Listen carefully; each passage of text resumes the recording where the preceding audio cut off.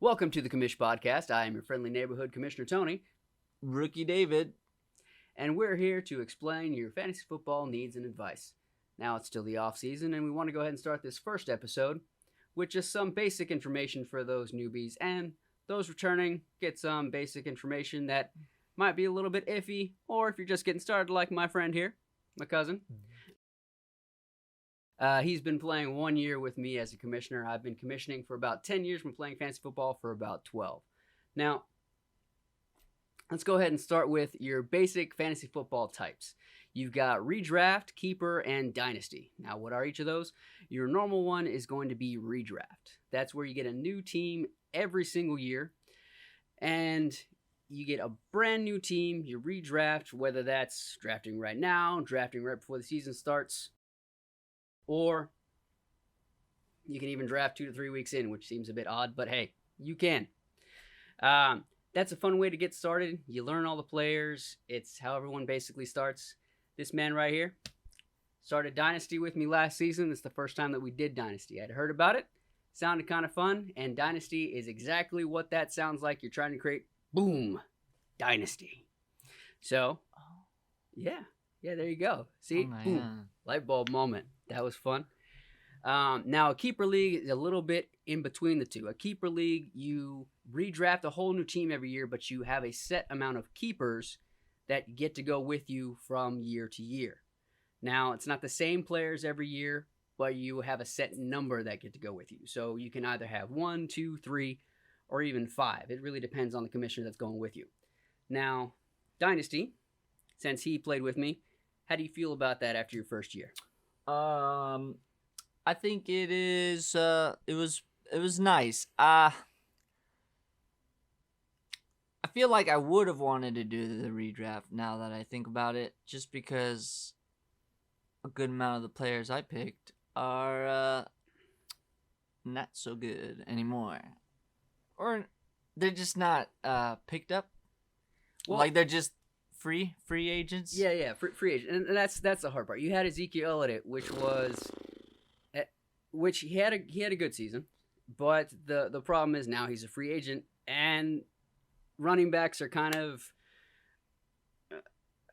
they're devalued in the NFL, and that's the tough part. So now he's a free agent. Most people expect that he's just going to end up going back with the Cowboys. Oh. They dropped him, and they're like, "We'll take him back. Nobody wants him." Yeah, that's kind of it, because he was like, "Hey, I want this amount of money," and they're like, "No, we're not going to pay you that because we want to pay Tony Pollard. Tony Pollard's going to be the lead back, and he's a really good back, but he's not going to be paid as much as Ezekiel Elliott's expected to be paid, because Ezekiel Elliott's on his second contract, and he was paid, if I remember correctly, the top amount for running back at the time he got paid. And running backs are devalued. That's the problem with the running back market in the NFL, is that they get their rookie contract, they get the wheels run off of them, they're paid so little, they get the most amount of work, and then they barely get that second contract. And then if they do, they wear out really quickly, and then they're just like, oh, well, why the heck did we pay you that amount of money? That's fair. Yeah, it's kind of tough. I mean, he did go into the second contract, had 2 or 3 good years, and then now he's just not what he was 3 or 4 years ago. It's just it's what happens. Inevitable. It's hard on a dynasty team, because now you got to figure out what you're going to do with that player. Exactly. And that's one of the terms that you might end up hearing a lot is holding the bag. So you have this player that you feel is worth a lot, and you're like, all right, he's going to hold out, he's going to be good for 1-2 more years, and you don't want to trade him. So you're like, bam, I got this player, he's worth it. And then all of a sudden, falls off a cliff, or in your case, he's stuck in free agency. Now you've got this bag, it's empty. Oh. So that's another term that you might hear a lot. I know that I hear it often with the stuff that I listen to. You're stuck holding the bag. So it's trying to find that happy medium where you're like, okay, I think this player is going to be good for a couple more years, but I don't know when that fall off is going to be. How much value can I get for him now that I'm willing to part with him? Yeah, but it's playing for a little while to where you're able to gauge that value for players. I know when I first started, trading wasn't really a thing for me. Even in redraft, trading wasn't really a thing, and that actually kind of burned me in our redraft league when I lost that championship. Yeah, because I left trading open as commissioner. Don't leave trading open all season. Bad idea. Always have a trade deadline before the playoffs and definitely before the championship because that burned me. But we never traded that year. And then all of a sudden trading happened during the championship. But it's not like I can turn it off because that's not fair because it was open all season. So I made sure to rectify that next season. So you learn the value based on what you hear about players, how they've performed in the past, how they're performing now, and that just takes time. You have to learn the players' names, learn players coming in, and it's a lot of information. That's what this podcast is all about, is trying to help new players come and learn. David here. And old players. This episode especially, and other episodes as we come in, we'll come back, revisit some of this information to just help remind people of what fantasy football is like and just remind you of some of the basics.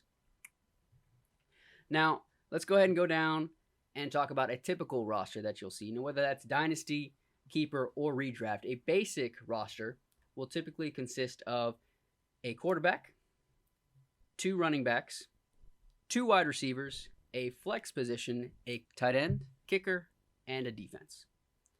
Now, depending on what your commish wants, and usually as a commissioner, I ask for at least a majority vote. Sometimes, if it's a big decision, you'll ask for a unanimous vote. But typically, majority vote to see if you want to expand that roster or change it up a little bit. When we first started, it was just that setup. And then I asked, hey, do we want to go ahead and expand it to a superflex? Now, a superflex, all that means is you're adding another flex position, which is super. So superflex, all it means is that extra flex position can be either a quarterback, wide receiver, tight end, or quarterback. The regular flex position is usually just a wide receiver or running back. That means that either wide receiver or running back can go in that position. Doesn't matter, whichever you feel is going to have the most points. Now, typically, in that superflex, you'll put your quarterback, a second quarterback. So that makes quarterbacks a high premium in your league. Whenever it's just one quarterback, yes, they're a high premium, but your other positions take a little more precedent because you have more spots to fill. Now that a quarterback, you're typically going to have 2 in your roster, you're going to be wanting more of them, obviously, whenever you're trying to draft. So like in your dynasty team, you've got 4 guys that you're holding on to right now, which is good. You've got, Kyler Murray, Jimmy Garoppolo, Colt McCoy, who hopefully should be the backup for Kyler Murray while he's healing up. Jimmy Garoppolo should hopefully start. And then who's your main starter? Do you remember?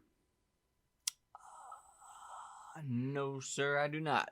He can look that up. Let's look that up. I know that I've got 3. I've got Jared Goff, Justin Herbert, Lamar Jackson, and then I'm planning on drafting another quarterback, CJ Stroud, because I've got the 3rd spot in our rookie draft, and that's in our dynasty league. So I already know that I want to keep 3 to 4 quarterbacks just to make sure that I've got those 2 quarterback spots filled. Even though, granted, it's a super flex.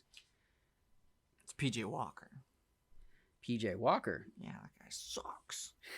You are definitely going to need a quarterback. Yeah, I think I don't even have those other guys you said.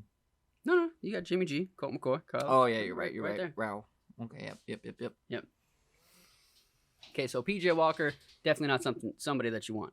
So he's got 2 viable starters, Jimmy G and Colt McCoy.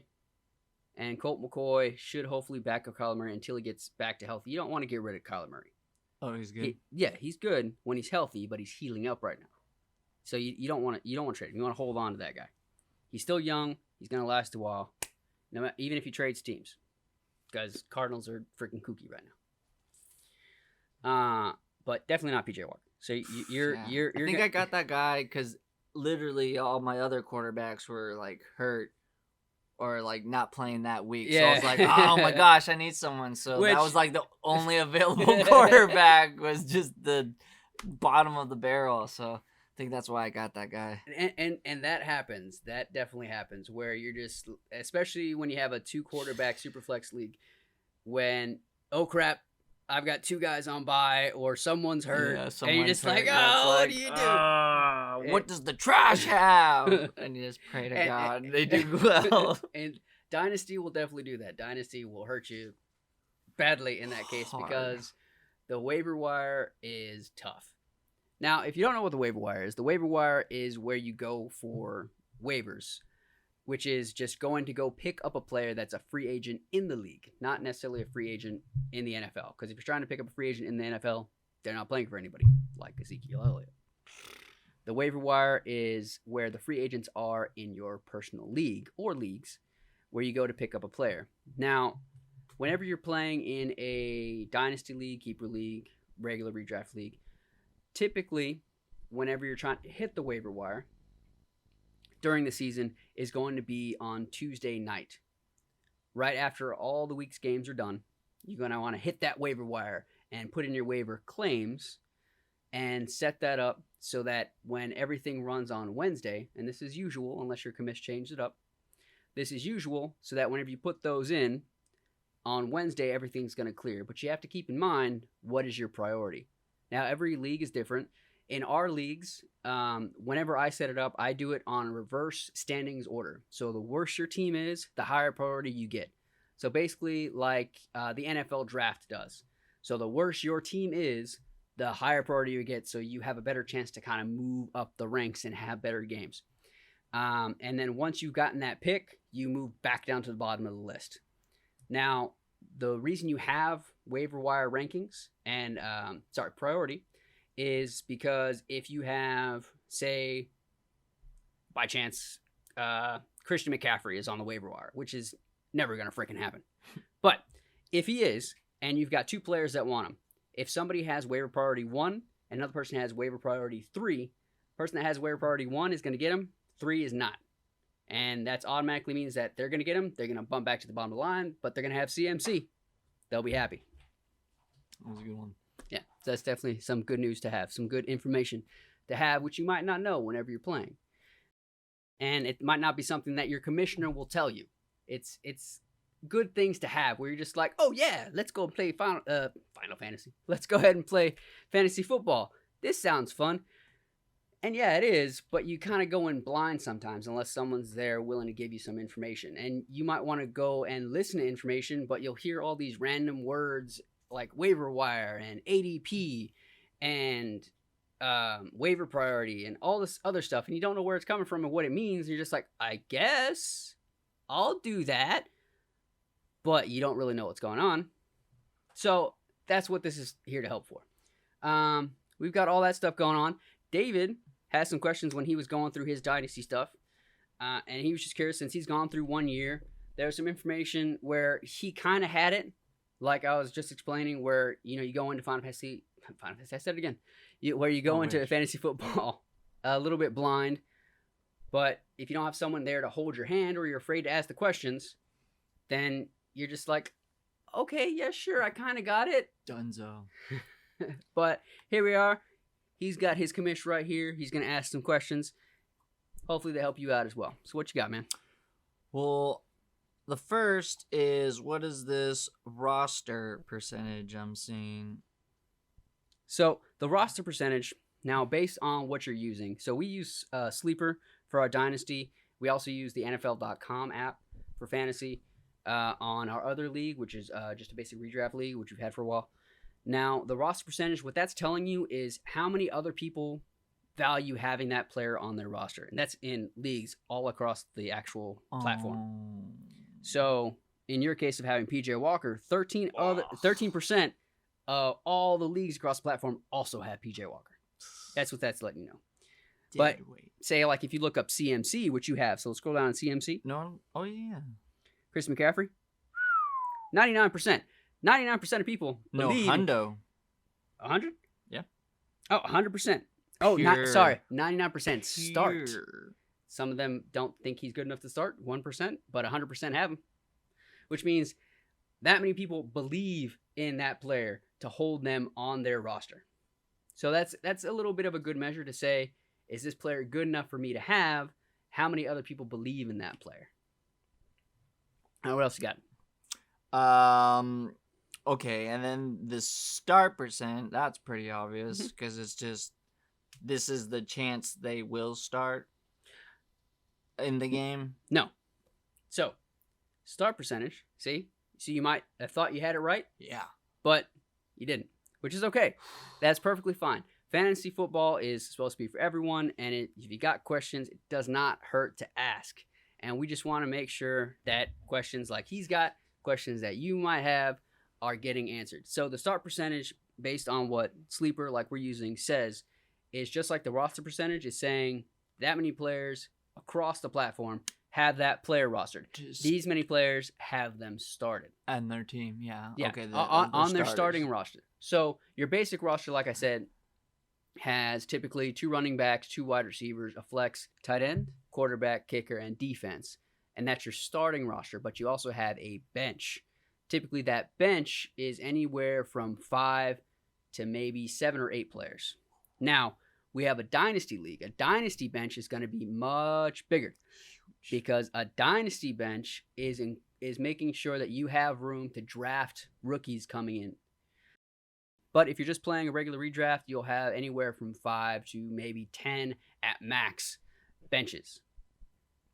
Typically, what I do is making sure that in your roster, on your starting lineup, that you have at least a spot for 1 extra position player on your bench. So we have 7 or 8 bench spots on a redraft league. Oh, hello. So I did have another quarterback, Sam Howell. Oh, there you go. So he's got Sam Howell, who is going to be a starter. So PJ Walker, don't start. Get Sam outta Howell, here. he can see how Sam Howell's going to do.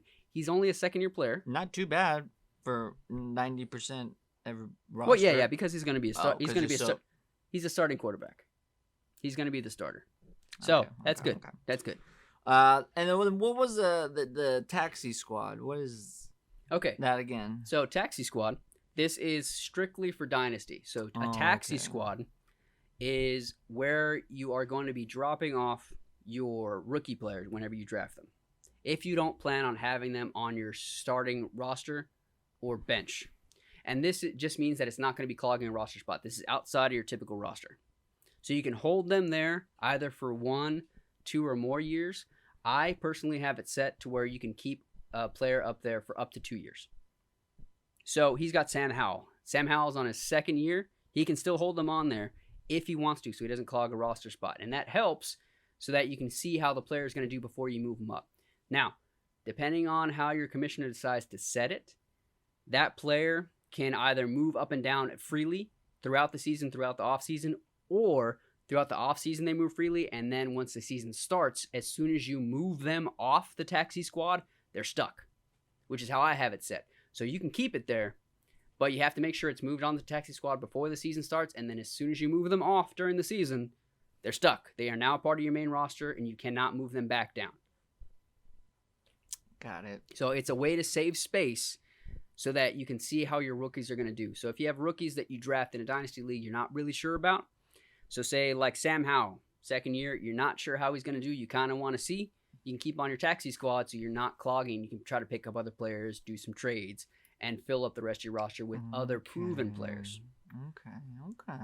Now, I've got John Mechie from the Houston Texans, who was drafted last year, and now he's in his second year this year. He's still on my taxi squad. The reason being, because I don't know how he's going to do because he didn't even play last year. He had leukemia. Yeah, he had leukemia, but I believe in him as a player. I just want to see how he does before I move him off my taxi squad. So I'm going to keep him there and see how he does. All right, what you got? Next one. Well, I guess you already talked about that.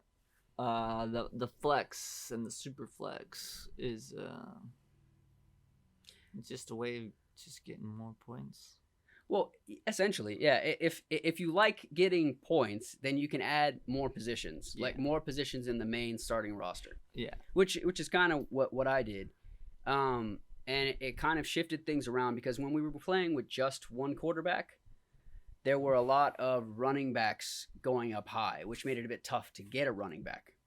So then when I added superflex, it then shifted the priority around to where it was easier to get running backs, but it also meant if you didn't get a quarterback early, then you were kind of burned, because if you try to get one like 5th, 6th round, you were like stuck with, if you were lucky, Kirk Cousins. Ooh. Yeah. Which, I mean, Kirk Cousins is not bad. I mean, he's got Justin Jefferson. So, hey, that's not too bad. But after that, there's not too much left. Like, you might get Derek Carr, which, okay, sure. Jimmy G, okay, sure. He's viable. He's mid-tier. Yeah, not the worst. Not Okay. Yeah, not the worst, but it still helps if you have the upper tier guys, because whenever you play with 2 QB in redraft or in like Dynasty, when we did the Dynasty startup draft, all those top QBs, Patrick Mahomes, I took Justin Herbert, Joe Burrow, those were all taken within the first 5, 6 picks. They were all gone. Yeah. So Dang, yeah. I can't remember my first pick. I mean, we can always go back and look. I think it was something dumb. That is also something you need to strive not to do. Yeah. So, Well, I think I was just going from what was the best on the top of the list, like whoever had the highest points, projected points. Okay, yeah. So that highest projected points. That's one way to look at whenever you're drafting. Right. But then there's also ADP, which is another acronym that you'll hear, especially now, which is draft season, fantasy draft season. Is ADP, and that is average draft position. That will come up a lot, no matter what you're hearing for fantasy football. If you're doing that from podcasts, if you're watching YouTube stuff, if you're watching stuff on NFL and their fantasy stuff, you're going to hear ADP a lot. They're just going to shorten it. And that's average draft position, and that's going to change based on whatever platform you're using to draft. Now, I always use Sleeper now. I personally hate the NFL.com draft. It's so annoying. As the commissioner, I can't pause anything. I can't change it up in case something happens. I have to say it's at 7 o'clock, and if we don't start at 7 o'clock, then oh well, it's going to start regardless. Doesn't matter what goes on, and it's going to run no matter what. Even if everybody's ready, nobody's ready, it doesn't matter. It's just going to go. On Sleeper, I can start, stop, pause, reset. I can say, oh, you didn't mean to draft that player, you accidentally clicked that, sure, I'll give you a mulligan. Or, hey, why did you go into auto draft mode? I'm not going to give you auto draft, it's too early for that. I'm going to go ahead and fix it, because for me, with auto drafting, it feels a little bit like cheating, just because I look into rankings, I try to get information, and I'm trying to make the most informed decision rather than just like, oh, it says I should draft this player, I'm going to get that player. Which is what auto drafting does. It just says, oh, this is where it's ranked and says you should pick, you're going to get this player. So early on in the draft, if they go into auto draft mode, I just say, oh, well, I'm going to scroll down a bit and give you a lower player because these other people are paying attention and you're not. And then later on in the draft, eventually it's just, oh, okay, everybody's going to go into auto draft after like 10 picks. Then that's not so bad. But at least Sleeper gives me the flexibility to do that. NFL.com does not do that.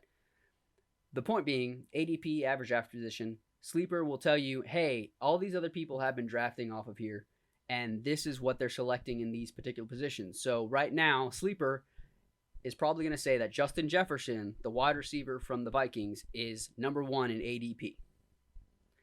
And if you go to, say, Yahoo Sports, it's going to have some other set of people. And it might have Justin Jefferson first. It might have Christian McCaffrey first. If you go to NFL.com, it might have a different set where it could have Christian McCaffrey. It could have, who knows, Derrick Henry, which would be surprising because he's not really a top-tier running back right now. At least not top 1, 2, or 3.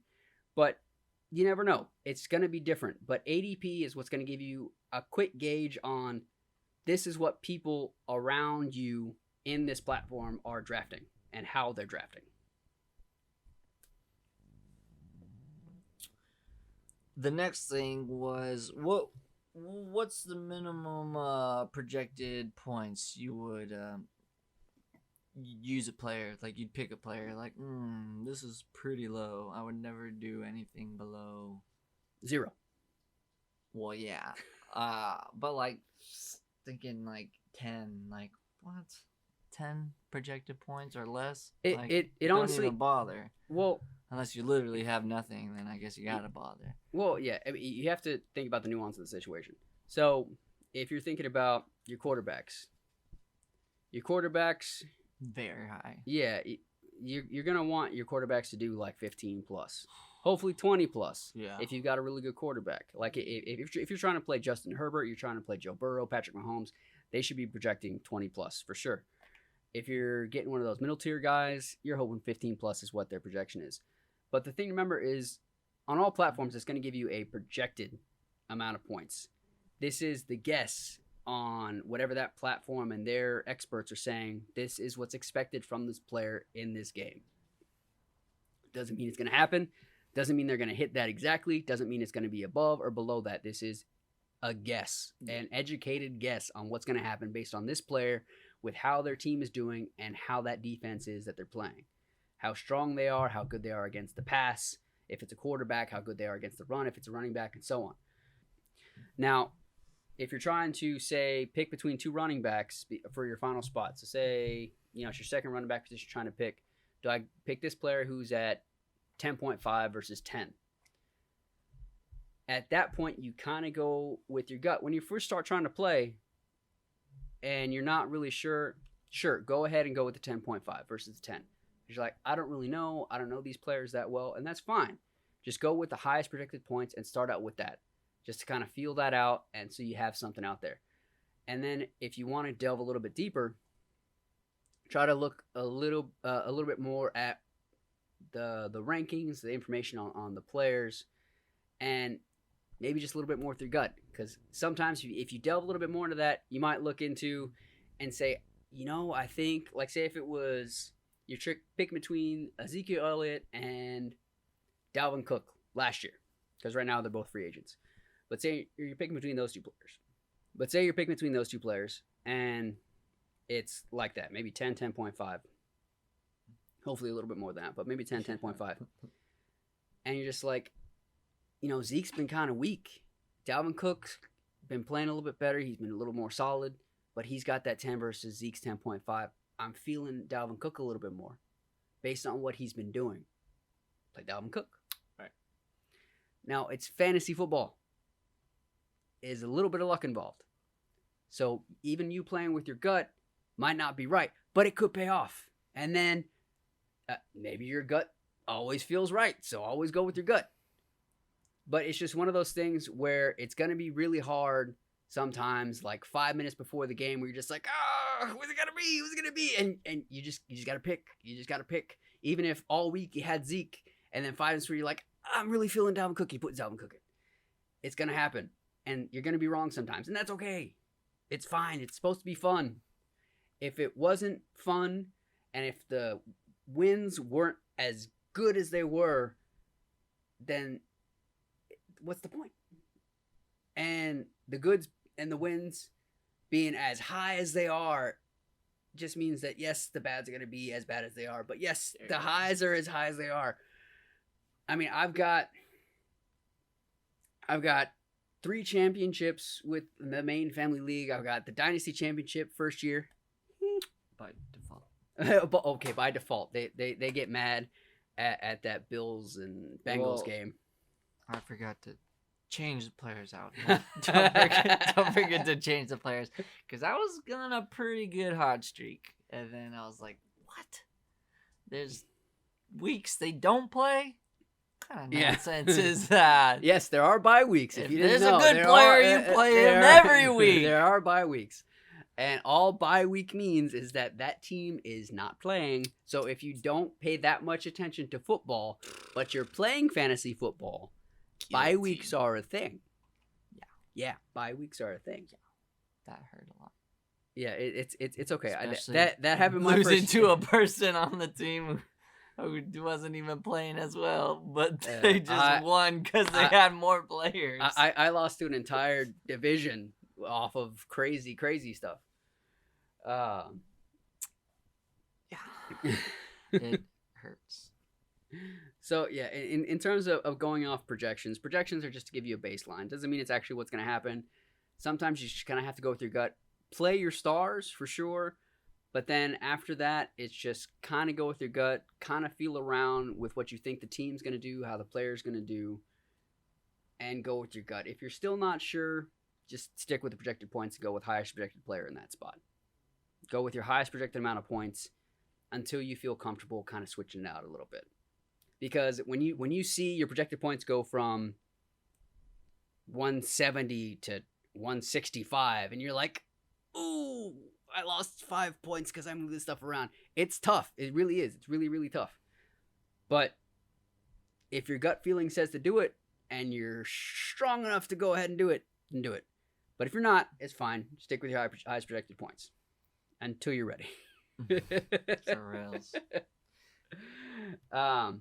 Okay, so let's go ahead and go down to scoring systems. So typical scoring systems, like the one that we have, is a little bit different because we have 6 point for quarterback touchdowns. Typical scoring is 4. Then we have negative 2 point for interception, which that's usual. We did have it in the other family league as -4 as just like a higher penalty. Whoa. Yeah. Just like super duper because we went up to 6 and then we went also up to -4. So it was like your touchdowns are worth a lot, but beware the interceptions. Yeah. But then we switched it. We switched it up this year and brought it back down to -2, but kept the positive 6. So your quarterbacks are worth like a buttload. So you got to make sure you have those really, really good quarterbacks, at least one, and then kind of a middling one. So it's going to make drafting this year about the same, but you still got to make sure you have that really good quarterback early in the first or second round. Then your wide receivers, you will have usually what everyone plays now with is half PPR, and PPR, you'll hear that a lot as well, is a point per reception. Half PPR just means exactly that, half point per reception. So every reception they get, half point, 2 receptions, gives you 1 point. Now, that just brings a little bit more relevance to your wide receivers who are obviously valid, but if you have a workhorse running back, and all workhorse means is that they're working out first, second, and third down. So they're doing the runs, but also catching the ball. So like you have Christian McCaffrey, he's that workhorse back. They're going to have him in every down. He's going to be in all the time. But because of that, he's more valuable than a regular wide receiver. So the reason that we do PPR is to bring that wide receiver value up a little bit, to even them out with those workhorse backs. In both of our family leagues, now we are at 1 full point per reception. So each reception is now worth 1 whole point instead of just half. So now they're worth even more. Just because we like scoring. Scoring's fun. Whenever you score up 200 points, it's kind of like a milestone. It feels really, really good. That's neither here nor there. It's just like for us. If you guys like scoring, then go ahead, add that in. It's really up to your commissioner. Now you have PPC, which is points per carry, which is a bit odd to do. At least have anything really, really high. The only thing that I've added personally is a 0.1 point per carry. So it's not a lot. So it takes 10 carries to equal 1 extra point. So it doesn't equal out to much for the running backs. The reason that I do that is because it's going to nullify whenever a quarterback kneels. So it's probably something you didn't work out too much that might be happening to you, because that could end up losing you a game in fantasy football. Really hard to do, but you have to be like dead even by the end of the game with one of your fantasy players, your fantasy teams, and then a quarterback kneels, you'll lose yardage. You'll lose 5 yards. Yeah. So the way that counteracts is that 0.1 it then gives them a point for a run, which a kneel is a run. It's a negative run.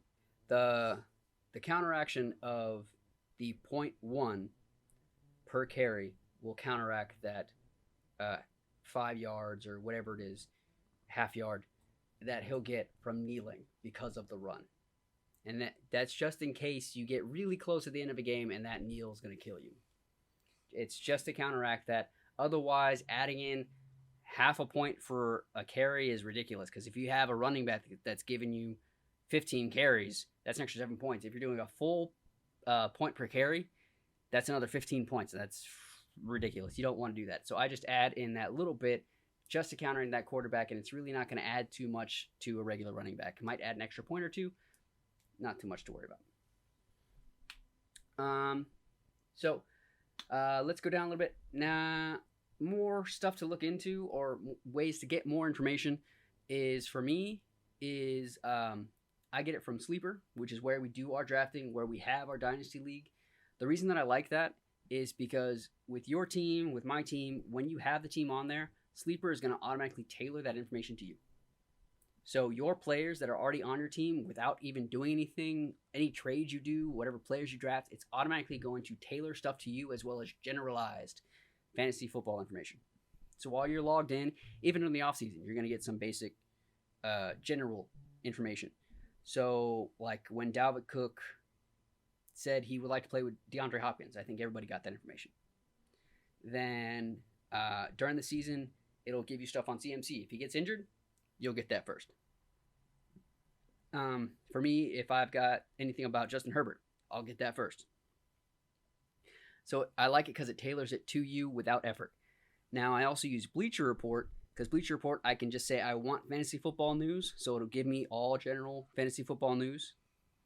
But then what I can also do is I can log into Bleacher Report and then say, this is who my team is, these are my players that I want to follow, and then it will tailor it to me. So there's a little bit more effort involved, but I'm still tailoring it to myself. So the only problem with that is that it takes a bit of extra work. And then if I move players around, if I trade with other teams, then I have to go back in and say, oh, I don't want this player anymore because I traded him away. I picked up this player. I need to add this player on. That's it. On down the list, some other information that's nice to have just in general, which isn't really involved with like how to score fantasy football. It's just nice as far as rankings that you might hear is YAC. YAC. You heard YAC? Nope. I started hearing that a lot when I was just listening to fantasy football information and general football information. YAC. It's yards after catch. And that's just a way to find out if a pass catching running back or a wide receiver is good with the ball. So throw the ball, catch it, yards after the catch, runs off with it, gets another 10, 15 yards. That's good information to have. It means you have a good pass catcher with the ball. And rather than they just catch the ball, fall down, catch the ball, get hit. It's just good information to have. More information to get as far as who do you want to prioritize whenever you're drafting? Who do you want to prioritize whenever you're trying to trade? And yards per carry, YPC, typically they won't abbreviate that, but just yards per carry is exactly what it sounds like.